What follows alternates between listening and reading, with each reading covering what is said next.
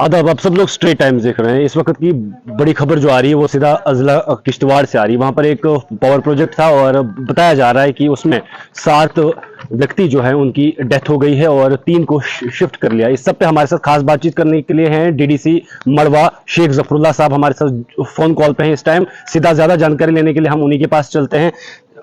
जफरुल्लाह साहब, आपका बहुत बहुत शुक्रिया, आपने टाइम दिया हमें। हाँ, वेलकम वेलकम, आपका भी शुक्रिया जी। अभी अभी जो सुबह खबर पहुंची हमारे पास कि जो पावर प्रोजेक्ट है डंगारू में, जो पावर प्रोजेक्ट है वहां पर जो है लगभग पावर प्रोजेक्ट के पास में एक क्रूजर कार जो है वो पहुंचे ही वाली थी और उसी वक्त एक हादसा होता है वहां पर। उस हादसे में जो है 7 व्यक्ति बता रहे हैं कि वो डेड है, 3 को बता रहे हैं वो इंजर्ड है। क्या है ये पूरी खबर, आपसे जानकारी लेने की कोशिश करेंगे। जी। ये बिल्कुल आज सुबह ही ये खबर आ गई और व्हाट्सएप के जरिए से सभी तक ये मैसेज पहुंचा कि एक्सीडेंट हुआ। और शुरुआत में पता नहीं चल रहा था कि कितने सारे लोग मारे गए हैं उसमें एक्सीडेंट में। लेकिन अब लगभग कंफर्म हो चुका है कि 7 तो एडमिनिस्ट्रेशन ने कंफर्म किया ट्वीट के जरिए, और उसके बाद एक और जो शदीद तरीन जख्मी था तो वो भी चल बसा। अब करीब 2 से 3 लोग जो हैं वो क्रिटिकली इंजर्ड हैं और 2-3 जो हैं अभी उनको वहां से फारिग भी किया है कि वो उनको थोड़ी सी माइनर इंजरीज थी। तो ये सारी जो चीजें, जो तरह की जानें जाया होना, पहले आपने देखा होगा कि जो यहाँ ड्रामशाला में एक पावर प्रोजेक्ट बन रहा है वहां पर भी कुछ कीमती जाने गई ना। आपके पास प्रोटेक्टिव कोई इक्विपमेंट दिए जाते हैं कंपनी के द्वारा, ना आपके पास।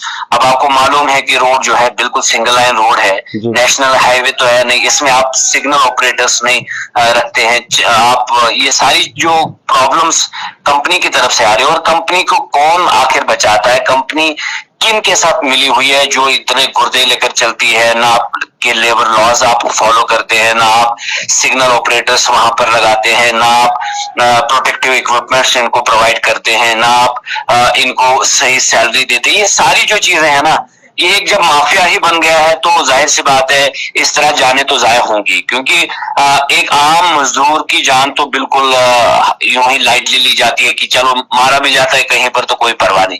बट ये कहीं ना कहीं जो है कंपनी की मनमानी से इस तरह के हादसा पेश आए। और आज सुबह ही ये जो 7-8 जाने गई, अब सोचिए जरा, हम लोग तो आ जाते हैं फिर कंपनसेशन की डिमांडें लगा देते हैं, लीडर अपनी बात करता है, ऑफिसर अपनी बात करता है, एडमिनिस्ट्रेशन अपनी बात करती है, कंपनी अपनी बात करती है, कुछ दिन गुजर जाते हैं तो उसके बाद फिर वही हालात हो जाते हैं और फिर इस तरह के हादसा होते हैं। तो ओवरऑल जो है हम वी फील समटाइम्स हेल्पलेस, मतलब आखिर ये क्या हो रहा है और कैसे हम इन मजदूरों की जान बचाएं।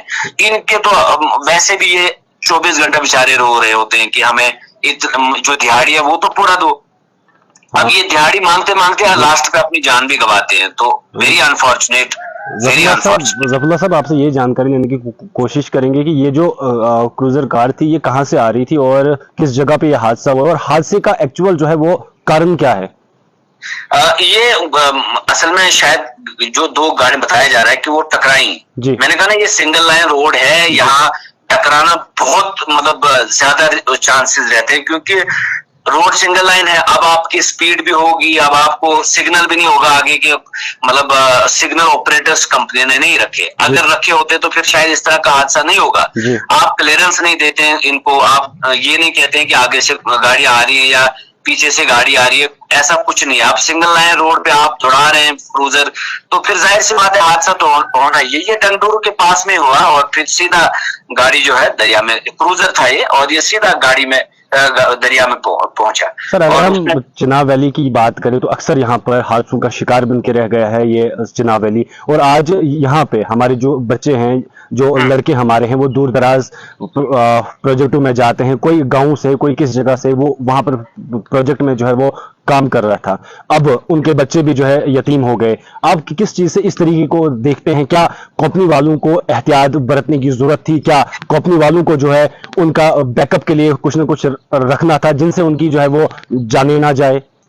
देखिए, मैं तो समझता हूं कि कंपनी को तो करना चाहिए ये सारी चीजें, लेकिन कंपनी की पुष्टपनाही कोई कर रहा है, कोई ना कोई बैक कर रहा है उनको, अरे तुम चला लो यार, देख लेंगे यार, एफआईआर तक नहीं होती इनके खिलाफ, फिर आप समझ रहे हैं। जी जी जी। अब जब जाहिर सी बात है इस तरह के ये पहला हादसा नहीं है, ये तो खैर क्रूजर नीचे गया, इससे पहले तो और भी तरह के हादसा तो पेश आए ना। आप कंपनी के खिलाफ एक्शन क्यों नहीं लेते हैं? आप कंपनी के खिलाफ एफआईआर क्यों नहीं लगाते हैं? आप कंपनी को वो सजा क्यों नहीं देते हैं जिस तरह की वो गलती करते हैं? तो